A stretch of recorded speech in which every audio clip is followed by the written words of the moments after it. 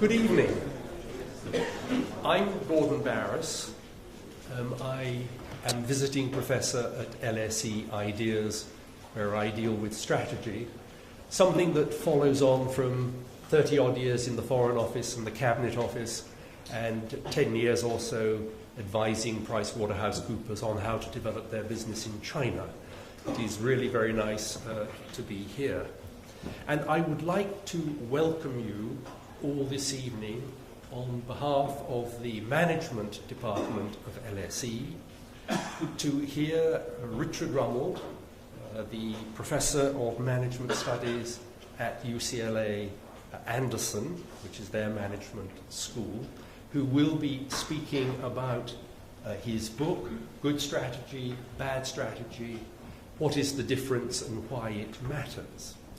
But before I go further with introductions, I was told that there is an important announcement that I have to make to you. Two, in fact. One is that we are recording this performance, and it should be online in the next day or so. But the more important announcement was one that gave me a little trouble, because I was told you should say this. And I was told that for those of you who tweet, this will make sense. But for those of you who don't tweet, you may wonder whether it has something to do with the distribution of illegal smoking substances. Because the message is code #LSE strategy, all one word. Has nothing to do with those substances. Please don't let there be any misunderstanding. But we're very privileged tonight to have Richard here to speak, because Richard is a preeminent figure in the world of strategy, not simply in terms of business strategy, but also in terms of military strategy as well, which is a rare combination. He started his career, perhaps slightly surprisingly, as an engineer working on the concept design for Voyager 1, which was launched, I think, in 1977, thereabouts? The mid-70s. Yes, in the mid-70s. Has been up in space now for some 34 or more years, and is now reaching the edge of our solar system. And Richard said that this was, in one respect, the first chance that he had to really think strategically about a problem. It was a design problem of this Voyager. But he then got himself catapulted from the Jet Propulsion Laboratory to the Harvard Business School.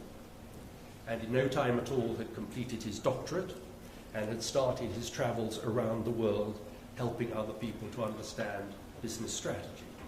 He spent 3 or 4 years in Tehran and was there in 1973 when the hike in oil prices really did bring home to people the need to think more about the future. Later on, he had taught at INSEAD and many other distinguished business schools around the world.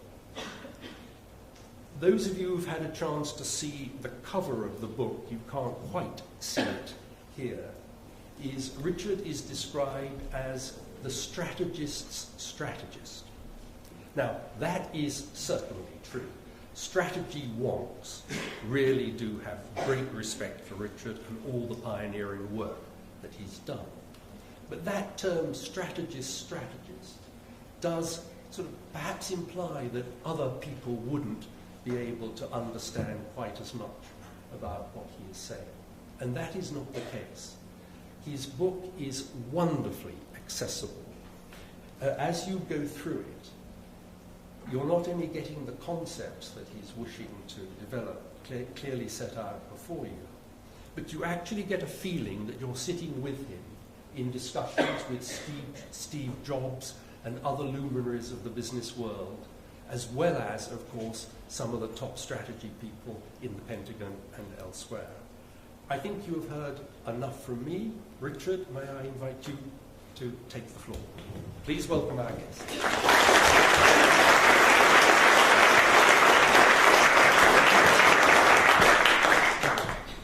Wow, what an introduction. Thank you.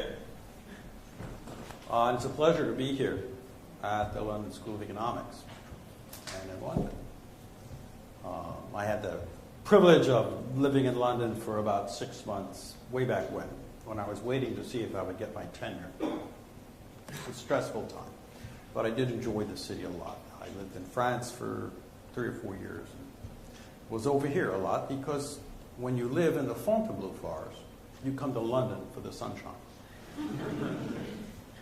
This book, Good Strategy, Bad Strategy, came out of me because of a growing frustration in the gap between what one thinks of as strategy and what passes for strategy in so many companies, in so many politicians' mouths, in so many government agencies, in so many nonprofits, universities, school systems. They say they have a strategy, but they don't. They have something else, something I call bad strategy. And bad strategy is not the absence of strategy, it's an active force of mistaken belief in how to think strategically and how to create strategies. And so this book aims to try to paint these two pictures. Also, for those of you who are studying here at the London School of Economics, you might know that business strategy today is conceptualized mainly in terms of economics, in terms of competitive positioning within an environment, a competitive environment of some kind, an industry structure, and that competitive advantage within that industry is the coin of the realm. What I'm going to do today is talk about a different view of strategy. I'm not going to say that the economics view is incorrect, because it's not. It's quite correct. But it is only one view. That if we're going to talk about strategy for a nation state, or a hospital, or a government agency, or a school, or a business firm, we have to use a language other than competing within an industry. Because that's only one possible regime. Well, that's the introduction to what we're going to do. I want to take you back to think about strategy to 1996. And a company called Apple was almost bankrupt. Now, this is the first time I had some interactions with Steve Jobs, who's recently passed away. This is Business Week cover, the fall of American icon. They're basically writing the obituary for Apple. And what has killed Apple is Windows 95. That Microsoft has come out with a graphical user interface, Mice and Windows, which was originally the Apple innovation. And given that, Apple's market share has taken an extreme dive. And in October of 1996, when Steve Jobs comes back to take the position of CEO for no pay, Apple's 2 months from bankruptcy. That's how much cash it has. That's how quick the cash burn is. Now, the advice from outsiders, what was it? Wall Street people said, do a deal. Get yourself bought by Sony. Get yourself bought by Sun. Get yourself bought by IBM. Get yourself bought by Hewlett-Packard. You're basically out of business. The techies, the Silicon Valley people said, well, maybe you should sell your software to Microsoft, or maybe you should invent something new and cool. Maybe you should do voice recognition or 3D. When Steve Jobs came back, he had a reputation of being a technical person, sort of, although he wasn't an engineer. The investment community wasn't very hopeful. They didn't know what was going to happen, but they didn't think much. They figured he would do a deal. Now, what did he do?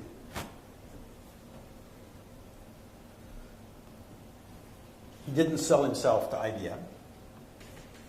These are recommendations from Wired magazine.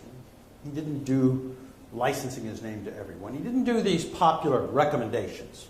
What he did do might be called Business 101. First of all, he did a nice deal with Microsoft. He got them to give his company $150 million. Now, I would like to do that for Microsoft. How did he do that? Well, Microsoft was under antitrust threat for being a monopolist. It's something that happens all the time in the US, a little bit more here, a little bit less here in the UK. Every time we have a successful company, it gets sued. So Microsoft was under antitrust threat, and the last thing Microsoft wanted was for Apple to go bankrupt. So $150 million came in. That was a big help. That puts bankruptcy off by about 6 months. They had 16 models of desktop computer they were trying to sell.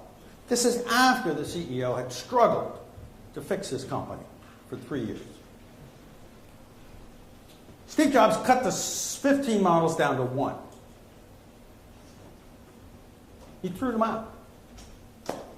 He said to me, my wife's sister asked me which computer to buy. And I looked at the computers we were selling and I couldn't figure out which one to recommend. And he said, I'm the CEO. And if I can't figure it out, how can a customer figure it out? We only need one. So he dropped everything but one. He dropped all the printers and peripherals. No more printers, no more scanners, no more. He dropped all software development. All software. Canceled it. Fired the software engineers. Everybody was amazed. Steve Jobs, he's the technical guy. He cut the hardware engineers back to the bone. In his view, they were making bad hardware. Why did he want so many hardware engineers?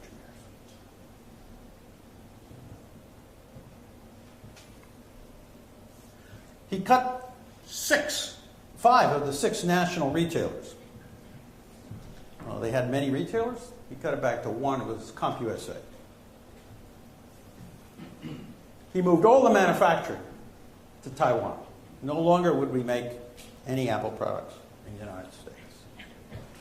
And he opened up a web store to sell direct to customers.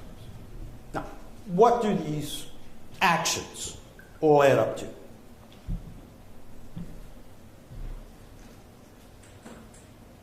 What's the strategy here?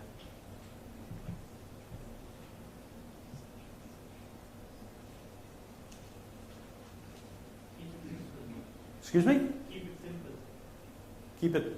Keep it alive. At one level, you could say, hey, it's just cost cutting. It's business 101. Every single step he did here, and he did this very quickly in a matter of 4 months, he's aimed at survival. We're about to go bankrupt. We're not going to do R&D. We're not going to do product development. We're not going to have all these reasons. We're going to cut it back to a core that can survive. We cut off the extremities. Now, people were surprised. Why were they surprised? Because they don't expect to see anybody actually perform this kind of focused action.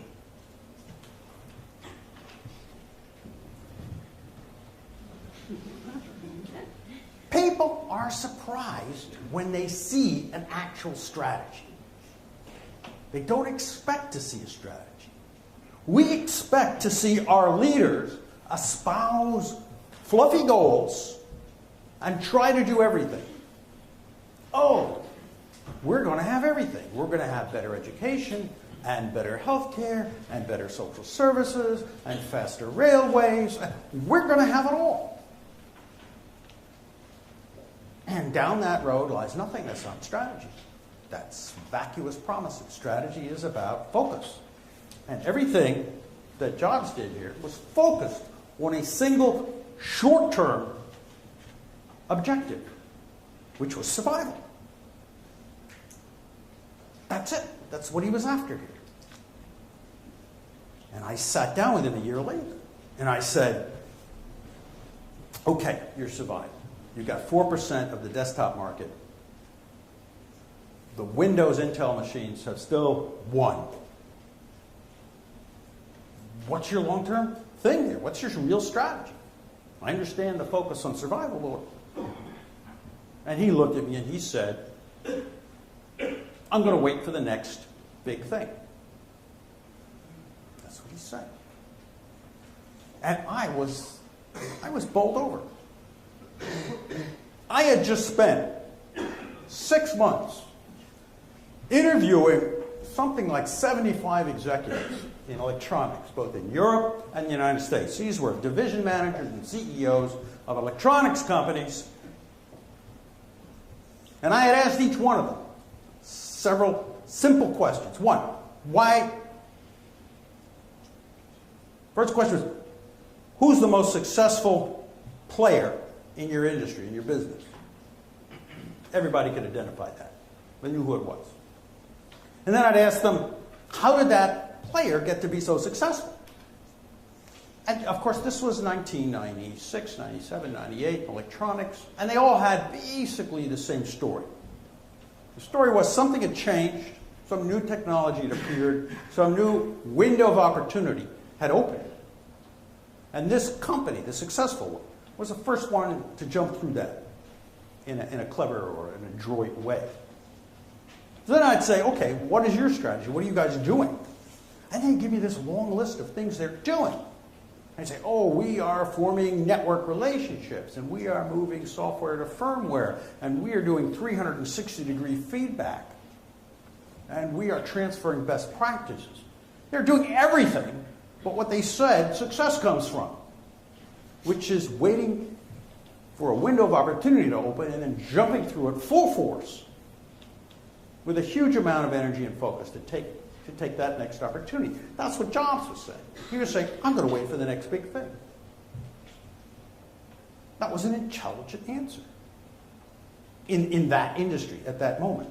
And he did. The next big thing for him was the iPod. And then the iPhone. And then the iPad. And in each case, there was a window of opportunity that opens and he went after it. Full force, full focus. That whole list of things. The software, the hardware, the manufacturing, the distribution, the design, all of those things focused on pushing that product through to excellence. That's strategy. A man named Chad Logan hired me to take a look at his company. He said, I need your help with strategy. Please come by and talk to me and my people. I came by. And I said, Chad, you're a graphics arts company. He inherited the company from his uncle. His uncle had passed away a couple of years before. He was a high school football hero turned graphics artist, now manager. I said, what's the strategic issue here? He said, well, we have a plan. I call it the 2020 plan. 20% growth in revenues a year and 20% after-tax profits. That's the plan. I said, oh, okay, those are great goals, but what's the strategy? How is this fairly ordinary graphics arts company going to do this? He said, well, one thing I learned as a football player is you have to have the will to win. That's the main thing. And we're just going to push until we achieve this. I said, well, do you have a strategy other than 2020? He said, yes. And he had a plaque actually up on the wall that said, our strategies. We're going to be the graphics arts firm of choice. We will delight our customers. Then the two key things, we'll grow our revenue 20% a year. We'll maintain a profit margin of 20% or better. We have a culture of commitment. We'll foster honest and open work environment. We'll support the broader community in which we serve. This is a little before everybody puts sustainability and a greener world in their strategies. But there's nothing here that's about strategy. It's all puff. It's all about things we think are nice plus results we'd like to achieve. That's bad strategy. Now, if Chad Logan and his graphics art company was the only place you saw this kind of thing, it wouldn't be a big deal. But in company after company,